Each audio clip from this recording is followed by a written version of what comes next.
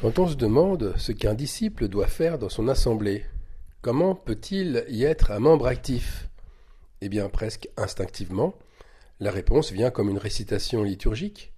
Là aussi, est-ce qu'on doit suivre ce qui se voit dans les dénominations religieuses?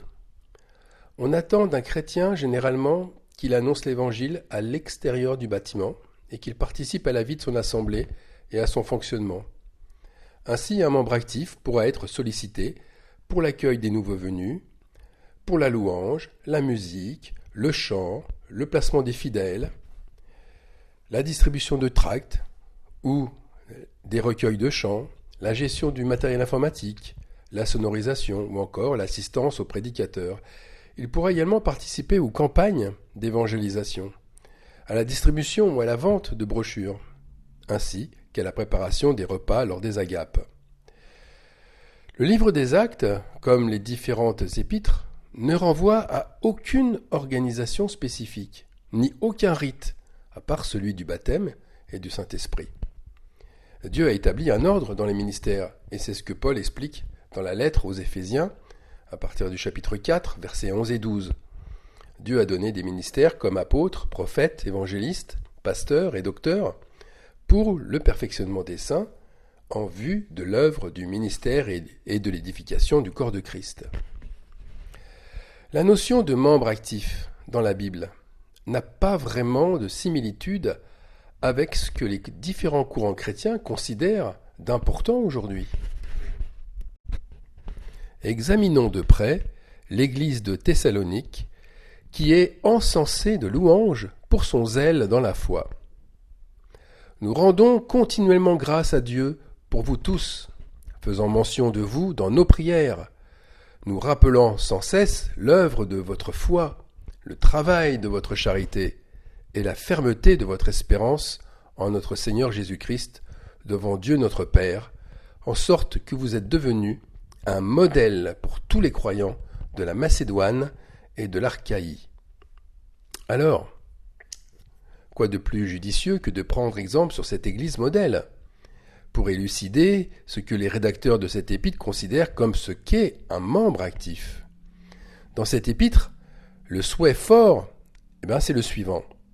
Exhortez-vous réciproquement et édifiez-vous les uns les autres, comme en réalité vous le faites. Et ce souhait fait appel à 14 faits concrets qui sont aussi des prières. On les trouve à la fin de l'épître dans 1 Thessaloniciens chapitre 5 à partir du verset 12 jusqu'au verset 22. Premier fait concret, première prière. Nous vous prions, frères, d'avoir de la considération pour ceux qui travaillent parmi vous, qui vous dirigent dans le Seigneur et qui vous exhortent. Ayez pour eux beaucoup d'affection à cause de leur œuvre. D'abord, pourquoi aucun nom n'est cité directement ? Ceux qui travaillent, qui exhortent, qui dirigent, ils ont reçu un ministère. Ils sont plusieurs puisqu'il est question de ceux qui vous dirigent. Mais on ne sait rien d'autre. Le dirigeant, c'est souvent celui qui ouvre la porte de sa maison. Ou alors ça peut être un ancien, respecté pour sa maturité spirituelle. Les réunions se font dans les maisons, comme chez Jason, qui a accueilli Paul lors de son passage tumultueux à Thessalonique. Dans Actes, c'est ce qu'on lit dans le livre des Actes, chapitre 17, verset 5. Alors, est-ce que c'est un hasard ou un oubli que personne, pas même Jason, ne soit cité ici ? Pour rédiger cette épître, Paul n'était pas seul. Il était accompagné de deux personnes, ça faisait 3 avec lui, Sylvain et Timothée. Et ils se concertaient. Donc je crois que s'il n'y a aucun nom de cité, c'est en toute logique parce que personne n'est idolâtré, personne n'est placé sur un piédestal, personne ne passe au-dessus des autres. Ce n'est pas l'église d'un tel ou d'un tel, c'est l'église locale de Thessalonique. Le niveau d'amour fraternel est le même pour chacun, et nous sommes, sans que cela soit dit explicitement, dans une relation horizontale. Aucune hiérarchie. Paul l'écrit de cette manière au chapitre 4. Pour ce qui est de l'amour fraternel, vous n'avez pas besoin qu'on vous en écrive, car vous avez vous-même appris de Dieu à vous aimer les uns les autres. Et c'est aussi ce que vous faites envers tous les frères dans la Macédoine entière. En écrivant « Vous avez vous-même appris de Dieu à vous aimer les uns les autres », l'enseignement du Saint-Esprit est encore plus évident. L'enseignement à s'aimer ne provient pas d'un frère plus inspiré qu'un autre, qui aurait enseigné l'amour de Dieu. Alors l'affection, la considération pour ceux qui dirigent, doit naître de l'Esprit Saint, et non des sentiments humains, car ces sentiments sont sujets à trop de variations. Alors concrètement, Christ doit rester la tête du corps de l'Église. C'est ce qu'on lit dans l'Épître aux Colossiens, chapitre 1, verset 18. Maintenant, on va passer au deuxième fait concret, à la deuxième prière. Soyez en paix entre vous. La paix n'est pas juste un objectif ou un slogan, c'est une réalité. Rappelez-vous, heureux ceux qui procurent la paix, car ils seront appelés fils de Dieu, dit Jésus. La paix, c'est l'évangile, un évangile qui montre concrètement où sont les fils de Dieu. Jésus-Christ nous donne sa paix, une paix différente du monde, alors partageons-la. Partageons-la en premier entre frères. La bénédiction est pour ceux qui favorisent la paix entre les frères. Alors maintenant, passons au troisième fait concret, la troisième prière. Nous vous en prions aussi, frères, avertissez ceux qui vivent dans le désordre. Alors, lorsque Dieu nous demande de veiller, ce n'est pas que sur nous-mêmes. Nous devons veiller sur notre prochain. Et à la moindre alerte, nous l'avertissons du danger. Alors il va s'en suivre des avertissements envers ceux qui auront perdu l'ordre établi par l'Évangile. Et quelle est cette forme de désordre ? C'est celle de ne plus assumer ses responsabilités dans l'organisation de l'Église ? Ou bien n'est-ce pas plutôt pour ceux qui ne se préoccupent plus que de leurs petites affaires, qui n'ont plus de sensibilité pour le nécessiteux, ou encore ceux qui aspirent à la hiérarchie, qui souhaitent établir une échelle des pouvoirs? Alors avertir des dérives visibles, c'est veiller sur son frère, c'est le sauver des malheurs, et c'est agir pour le corps de Christ. Maintenant passons à la quatrième prière, au quatrième fait concret. Consoler ceux qui sont abattus. Si le Saint-Esprit est le consolateur, ne le sommes-nous pas aussi pour notre frère dans la peine? La compassion, elle s'exprime entre croyants. Il est important de pleurer avec ceux qui pleurent, mais aussi de leur rappeler que notre souffrance est un partage et qu'elle fait grandir l'amour de notre Dieu. Cinquième fait concret, cinquième prière, supporter les faibles. Supporter ici, c'est le mot grec antekomae. Et ce mot a le sens de tenir à quelqu'un, de s'attacher à lui. Les faibles dans l'assemblée demandent une affection particulière, un attachement. Et loin d'être dénigrés, ils sont au contraire portés et supportés par le corps de Christ. On s'attache à eux, un petit peu comme une mère à son enfant. Passons maintenant au sixième fait concret, la sixième prière. User de patience envers tous. Le corps de Christ demande une attention envers chacun. Et cette attention n'est pas superficielle. La patience demande de prendre du temps pour écouter, pour parler, afin de trouver des solutions pour tous. Ensuite, nous avons le septième fait concret, la septième prière. Prenez garde que personne ne rende à autrui le mal pour le mal. Là aussi, rendre le mal, c'est une forme de désordre, mais de désordre intérieur. Un disciple n'a plus vocation à agir sous la loi de Moïse, celle du talion, mais à pardonner, à prier pour celles et ceux qui ont mal agi. Tout esprit de vengeance, c'est un démon qui doit être laissé à l'extérieur de l'assemblée. Chacun doit veiller à ce que cet esprit ne revienne pas attaquer le corps de Christ. Huitième fait concret, huitième prière. Mais poursuivez toujours le bien, soit entre vous, soit envers tous. La poursuite du bien, c'est une œuvre de foi. C'est une aspiration constante qui se concrétise par des actes envers ses frères et aussi ceux qui ne le sont pas. Passons maintenant à la neuvième. Au neuvième fait, neuvième prière. Soyez toujours joyeux. Quoi qu'il arrive dans notre vie à chacun, la joie du Saint-Esprit doit demeurer intacte. Mais cette joie, elle est aussi une conséquence. La conséquence de poursuivre le bien. Elle est alimentée par tout ce qui a été manifesté avant. Tout ce qu'on a dit avant. Parce que nous avons de la considération pour nos anciens. Nous sommes dans la joie.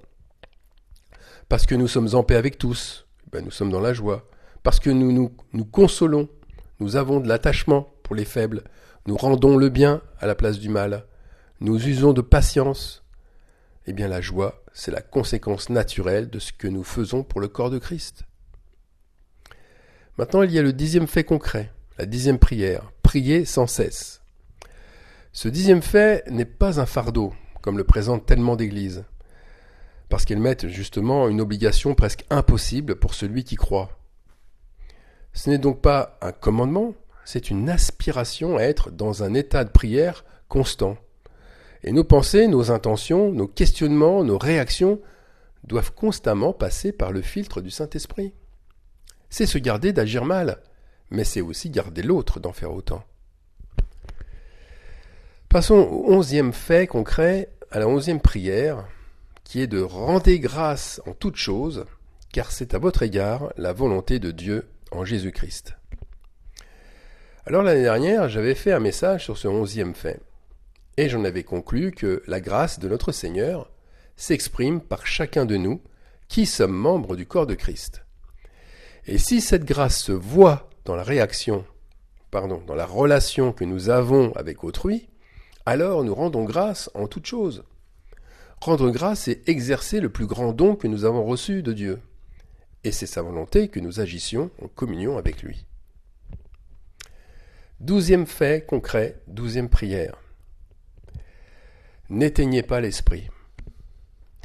Cet avertissement, c'est un peu le résumé de tout ce que vous refusez de faire parmi les 11 points qu'on a cités juste avant. Éteindre l'esprit, c'est déjà commencer par ne plus avoir de considération pour ceux qui vous exhortent. C'est de provoquer ou d'alimenter des querelles entre frères. C'est de ne plus être sensible aux avertissements lorsque nous rendons le mal pour le mal. C'est de manquer de patience envers certains frères ou certaines sœurs. C'est aussi de délaisser ceux qui souffrent et ceux qui sont faibles, de ne plus filtrer toutes nos intentions par le Saint-Esprit, et par conséquent, de rendre grâce de moins en moins, parce qu'en agissant ainsi, nous enterrons le don que Dieu nous a offert par sa grâce. En résumé, éteindre l'esprit, c'est empêcher d'être un membre actif dans le corps de Christ, et c'est commencer à devenir un membre destructeur. 13e fait concret, 13e prière. Ne méprisez pas les prophéties, mais examinez toutes choses, et retenez ce qui est bon. La plupart des prophéties, ce sont des avertissements. Et les prophéties servent de prise de conscience. Elles sont là pour secouer celles et ceux qui en ont besoin, parce qu'ils sont devenus insensibles à l'exhortation. Alors les prophéties annoncent le plus souvent des temps mauvais, des épreuves, de fortes tribulations, mais aussi une préparation pour les vivre. Examiner, ça signifie discerner ce qui est bon pour vous, afin de vous éloigner du mal qui vous touche. Maintenant, il y a aussi des prophéties qui annoncent des temps de rafraîchissement. Et ce genre de prophétie viendra, mais après la tribulation. Alors on arrive maintenant au dernier fait concret, la dernière prière, la 14e. Abstenez-vous de toute espèce de mal. Il n'y a pas de mal moins important qu'un autre. Le mal entre en soi de manière très sournoise. Ce sont de petites choses au départ, qui sont insignifiantes, comme un petit mensonge. On appelle ça un pieux mensonge. Après tout, j'ai menti pour une bonne cause. J'ai menti pour préserver la paix, pour ne pas attrister mon frère ou ma sœur, pour lui éviter un chagrin inutile. Il n'y a pas en fait de hiérarchisation dans le mal. Celui qui hait son frère est un meurtrier, nous dit la première épître de Jean, chapitre 3, verset 15. Comme d'ailleurs celui qui convoite une femme a déjà commis l'adultère. Alors Dieu nous met en garde sur tout mal. Nous ne connaissons pas les conséquences du mal. Et dire la vérité, ça demande du courage, certes, mais c'est le prix de la loyauté. Aussi l'avertissement, elle concerne un excès de confiance en soi. Croire que sa foi est suffisamment forte pour pouvoir repousser tous les assauts de l'ennemi, c'est refuser de s'humilier pour croître. Pardon. Alors pour conclure, le membre actif, selon cet épître, n'est donc pas d'abord celui qui remplit une tâche dans une organisation, mais c'est celui qui contribue concrètement à l'édification du corps de Christ par son comportement, par son amour, par son obéissance au Saint-Esprit. Un membre actif dans l'Église de Christ, c'est un frère ou une sœur qui prend au sérieux ces 14 points évoqués dans l'épître aux Thessaloniciens. Et au verset 10, juste avant d'énumérer ces 14 points essentiels, Paul écrit « Mais nous vous exhortons, frères, à abonder toujours plus dans cet amour. » Alors, pour que nous soyons des disciples éclairés et actifs, nous avons besoin de prier, d'agir à partir de ces 14 points. Et je les rappelle rapidement, c'est avoir de la considération, susciter la paix, avertir, consoler, s'attacher particulièrement aux faibles, user de patience envers tous, prendre garde au mal, poursuivre le bien, être joyeux, prier constamment, rendre grâce, ne pas éteindre l'esprit, ne rien mépriser des prophéties, et enfin, s'abstenir de tout mal. Voilà les ingrédients proposés par Paul, Sylvain et Timothée, afin de faire grandir notre amour. Et ceux qui ont reçu des ministères du Saint-Esprit, ils ont cette charge d'exhorter leurs frères pour que l'amour croisse. Si cet amour croît, alors le disciple est un membre actif dans son assemblée. L'Esprit Saint souhaite grandir en nous pour que nous devenions matures. Alors prions pour que ces 14 points nous guident constamment dans notre marche de disciples, pour que nous recevions la couronne promise à ceux qui ont persévéré jusqu'au bout, dans l'amour, dans l'espérance et dans la foi. Amen.